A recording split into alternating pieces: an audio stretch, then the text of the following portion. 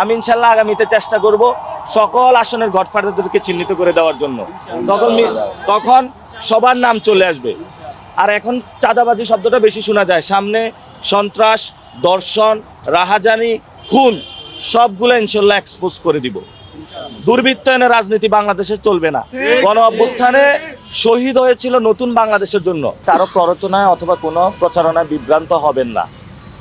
তো আমার তো সবকিছু ইলেকশন কমিশনে দেওয়া আছে, তাহলে আমার বাসাটা খোঁজার মানে কি? এটা তো নিশ্চয় উস্কানি দেওয়া। এবং আমি যে জায়গায় থাকি ওইখানে গিয়ে আমাদের একটা ক্যাম্প ছিল, সেখানে হলো চাপাতি দিয়ে 4 জনকে আহত করেছে। অনেক টাকার মালিক হইতে পারতাম। বাংলাদেশের যে দুর্নীতি সিস্টেম, বিএনপির অনেকে যারা ইলেকশন করতেছে আমি চিনি, জানি তাদেরকে।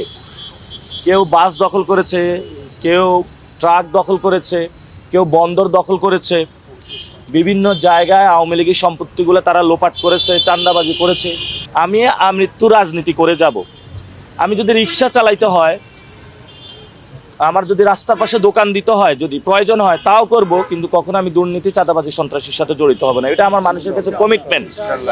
আমি এক আল্লাহ ছাড়া কাউকে ভয় পাই না। কোরআনে বলেছেন ওয়াতুইজ্জু মান তাশা ওয়া তুযিল্লু মান তাশা, তিনি যাকে ইচ্ছা সম্মানিত করেন, যাকে ইচ্ছা লাঞ্ছিত করেন। সবকিছু আমরা আল্লাহর কাছে সুপর্দ করলাম।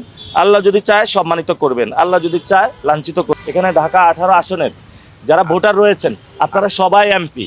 আপনি নিজে ঢাকা 8 আসনে যারা আছেন সবাই আপনারা এমপি। আপনারা সেখানে নিজেকেই নিজে ভোট দিবেন এবং নিজেকেই নিজে নির্বাচিত করবেন। নাসির উদ্দিনকে ভোট দেওয়ার দরকার নেই, আপনার ভোট আপনাকেই দিবেন। এমন একজনকে দিবেন যিনি রাইট পারসন, যিনি আপনার কথাগুলো শুনবে, আপনার পাশে থাকবে, নতুন বাংলাদেশ গড়বে। বাকি যে আসনগুলায় গডফাদার আছে সেগুলো ইনশাল্লাহ আমরা আস্তে আস্তে এক্সপোজ করব।